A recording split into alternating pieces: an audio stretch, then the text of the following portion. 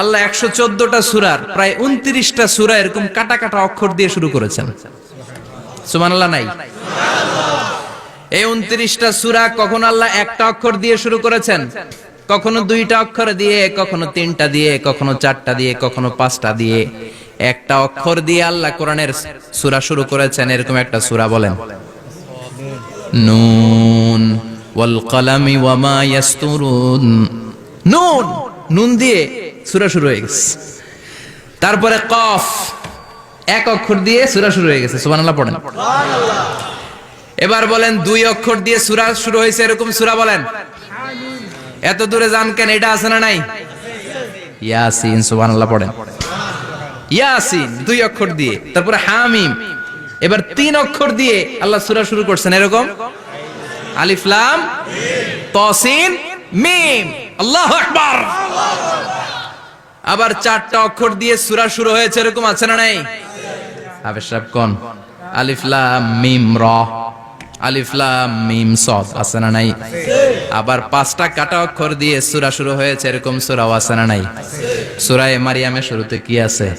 Calf হা ইয়া আইন সাদ। সুবহানাল্লাহ পড়েন। এরকম প্রায় 29টা সূরা আল্লাহ কাটা কাটা অক্ষর দিয়ে শুরু করেছেন। কোন বাক্য দিয়ে নয়, কোন শব্দ দিয়ে নয়। কি দিয়ে?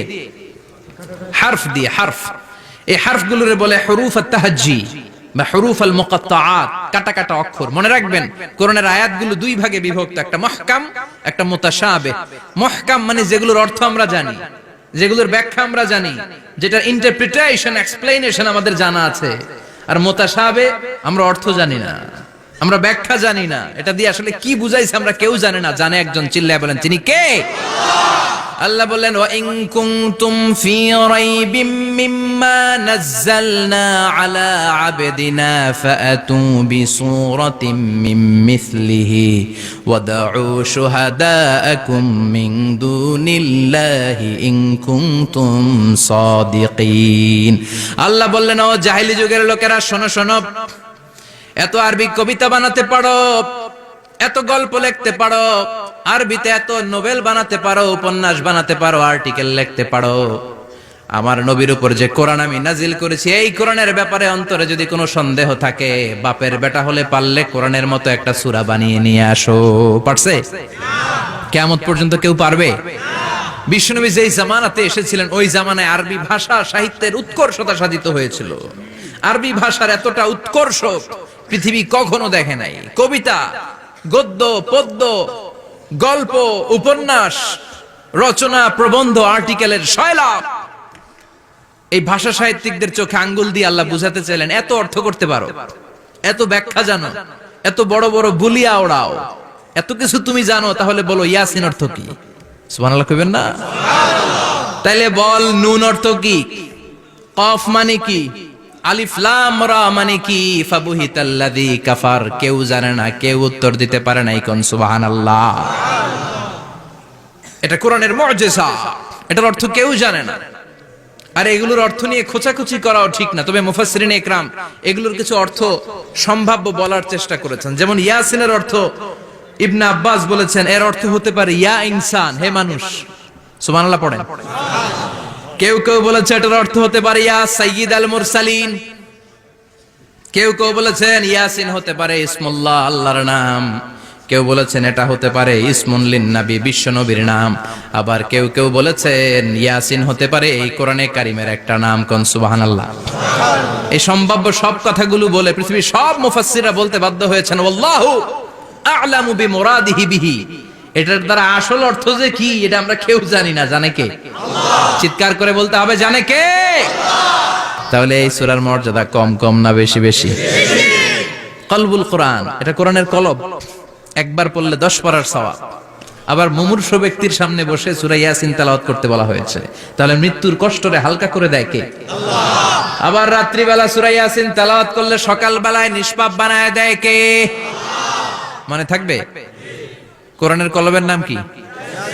ভুলে যাবেন না তো? বেশি বেশি তেলাওয়াত করতে রাজি আছেন? সকাল সন্ধ্যা তেলাওয়াত করবেন তো?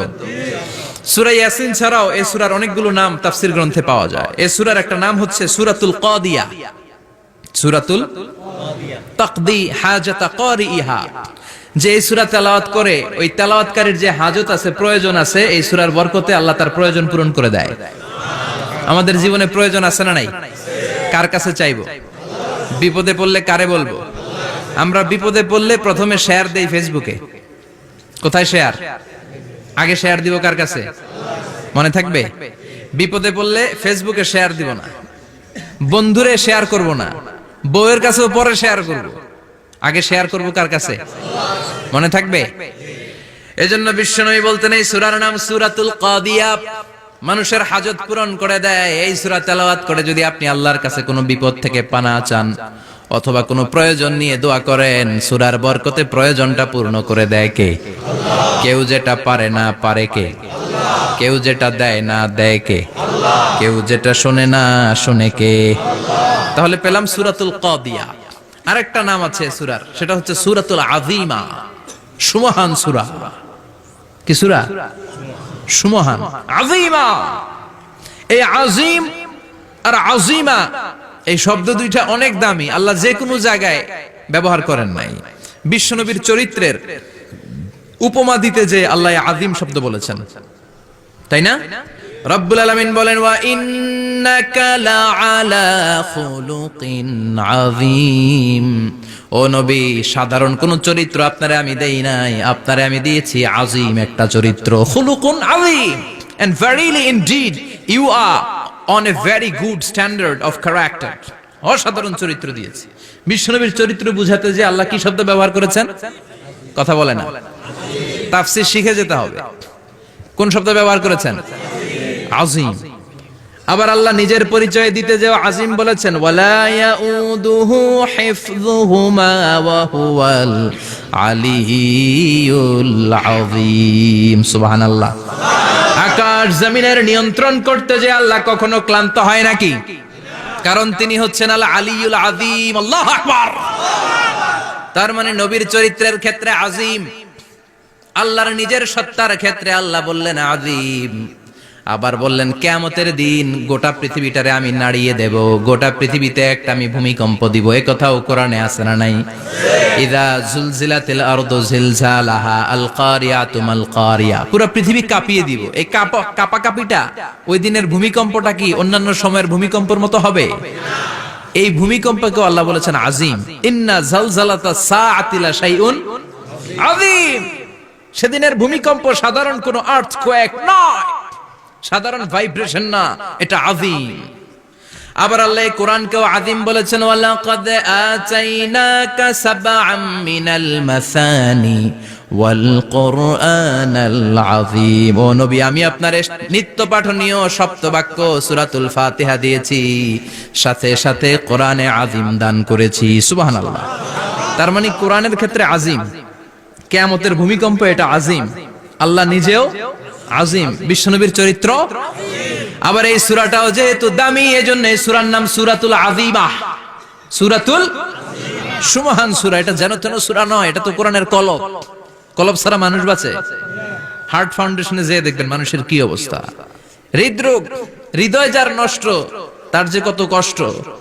এই যে কি পরানো লাগে এখন? রিং পরায়, এনজিওগ্রাম, এনজিওপ্লাস্টি করে আর্টারি ব্লক করে ফেলে। চর্বি, এত চর্বি আমরা খাই, এত গরুর গোশত আমরা খাই। মনে রাখবেন, যেই প্রাণীর পা বেশি ওইটার ভিতরে কোলেস্টেরল বেশি। মাছের কয় পা?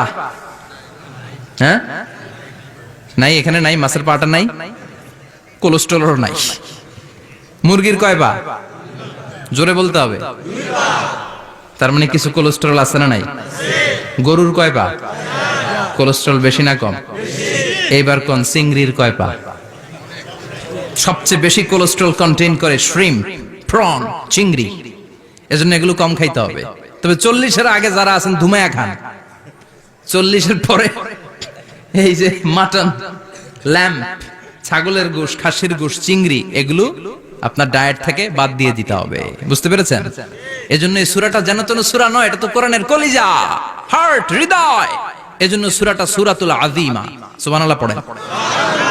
তার মানে 1 নম্বরে পেলাম সূরাতুল কাদিয়া, 2 নম্বরে পেলাম সূরাতুল আযীমা, 3 নম্বরে সূরার আরেক নাম হলো সূরাতুল মুইম্মা। সূরাতুল মুইম্মা। মুইম্মার দুই অর্থ, এক অর্থ হচ্ছে এটার বরকতটা আম, সবার জন্য, যেই পড়ে সেই বরকত পায়, এজন্য মুইম্মা। আবার মুইম্মার আরেক অর্থ হচ্ছে যেই সূরা শত্রুকে অন্ধ করে দেয়। কি করে দেয়? এই সূরার প্রথম 9টা আয়াত যদি বিপদে পড়ে, শত্রুর কবলে পড়ে আপনি তেলাওয়াত করেন, শত্রুর চোখটারে অন্ধ করে দিবে কে? আল্লাহ। বিশ্বনবী মক্কা থেকে যখন মদিনায় যায়, হিজরতের সময় বিশ্বনবী সূরা ইয়াসিনের প্রথম 9টা আয়াত তেলাওয়াত করলেন। তেলাওয়াত করে আল্লাহর নাম নিয়ে ঘর থেকে বের হলেন। আশেপাশে কাফেররা ঘুরে কিন্তু বিশ্বনবীরে দেখে না, সবাই খালি এরকম এরকম করে, ডানে বায়ে হাতায় বিশ্বনবীর সামনে দিয়ে যায়, কিন্তু কাফেরদের চোখ অন্ধ করে দিয়েছে কে? আল্লাহ। এজন্য কোরআন তেলাওয়াত করলে কাফেরদের চোখকে অন্ধ বানায় দেয় কে? আল্লাহ। এজন্য সূরার একটা নাম হচ্ছে সূরাতুল মুইম্মা। কি নাম? অন্ধ করে দেয়। তাফসিরে কুরতুবির মুসান্নিফ ইমাম আল কুরতুবি, উনাকে জালিম বাদশা বন্দী করেছিল। ওনার তাফসিরে এসেছে উনি শক্তিশালী লোক ছিলেন, জেলখানা ভেঙে বাঁচার জন্য দিয়েছে দৌড়। উনারেও ধরার জন্য জালিম বাদশার সৈনিকেরা ঘোড়া নিয়ে রওনা হয়েছে। উনিও দৌড়ায়, ঘোড়াও পেছন থেকে আসে। ওমিয়া মানুষ কি ঘোড়ার দৌড়ের সাথে পারে? উনি হাঁটতে হাঁটতে হয়রান হয়ে এক বালুর ময়দানে যে ধপাস করে পড়েছেন। ওরাও ঘোড়া দিয়ে এসে নেমেছে, কিন্তু আজীব তামাশা, উনি বালুতে ধপাস করে পড়েই সূরা ইয়াসিনের প্রথম 9 আয়াত তেলাওয়াত করতে শুরু করেছেন। ওরা নিচে নেমে ডানে বায়ে সামনে পিছনে খালি খুঁজে, কিন্তু দেখে না, সামনেই কিন্তু বসা। ওদের চোখটার অন্ধ করে দিছে কে? আল্লাহ। বিশ্বাস হয়? ঈমান হয়? এজন্য বিপদে পড়লে সূরা ইয়াসিনের প্রথম 9 আয়াত পড়তে রাজি আছেন? আল্লাহ তুমি তৌফিক দাও। আর জোরে পড়েন আমিন। এজন্য আল্লাহ চমৎকার ভাবে এই সূরাটা শুরু করে দিলেন। 2টা কাটা অক্ষর দিয়ে আল্লাহ বললেন ইয়াসিন ওয়াল কুরআনিল হাকীম ইন্নাকা লামিনাল মুরসালিন আলা সিরাতিম মুস্তাকিম। পড়েন সুবহানাল্লাহ। ইয়াসিন সূরাটা শুরু করলেন কি দিয়ে? এটা কি কোনো বাক্য? এটা কি কোনো শব্দ? এটা কি অক্ষর? 2টা। প্রথম অক্ষরের নাম, দ্বিতীয়টা আওয়াজ করে বলেন, প্রথম অক্ষরটার নাম, দ্বিতীয়টা। খুব চমৎকার না? বাক্য দিয়ে এই সূরাটা শুরু করে নাই। যেমন ইদা জুলজিলাতিল আরদু জিলজালাহা, এই সূরার প্রথম আয়াত, এটা একটা বাক্য না? আচ্ছা। ওয়াদ-দুহা ওয়াল-লাইলি ইযা সাজা, বাক্য না? কিন্তু ইয়াসিন, এটা কি কোনো বাক্য? এটা কি কোনো শব্দ? না, এটা কাটা 2টা অক্ষর। সুবহানাল্লাহ পড়েন। তাহলে ইয়াসিন মানে আমরা জানি না, ইয়াসিনের অর্থ আমরা ছেড়ে দেব কার উপর? এরপর আল্লাহ বললেন ওয়াল কুরআনিল হাকীম, প্রজ্ঞাময় বিজ্ঞানময় কোরআনের শপথ। ওয়াল কুরআনিল হাকীম, বিজ্ঞানময় প্রজ্ঞাময় কোরআনের শপথ বা কসম। ওয়াল কুরআনিল হাকীম, যে ওয়া, এই ওয়াটারে আরবিতে বলে ওয়া আল কাসামিয়া। কি বলে? ওয়া আল কাসামিয়া, কসম কাটার জন্য আল্লাহ এই ওয়া ব্যবহার করেছেন। যত জায়গায় কোরআনে আল্লাহ কসম কেটেছেন, ওই কসমের শব্দটার আগে ওয়া আছে না নাই? ও মিয়া, কোরআনে আল্লাহ সময়ের শপথ করেছেন, কসম কেটেছেন, যুগের কসম কেটেছেন। যুগের সময়ের আরবি হলো আল আসর। এই আসরের আগে ওয়া আছে না নাই? কি বলছে আল্লাহ? ওয়াল আসর, ওয়াল। আবার 3 ফলের কসম আল্লাহ কোরআনে কেটেছেন, কি বলেছেন? ওয়াত-তিন, মানে 3-এর কসম। জাইতুনের কসম কেটেছেন, বলেছেন ওয়াজ-জাইতুন।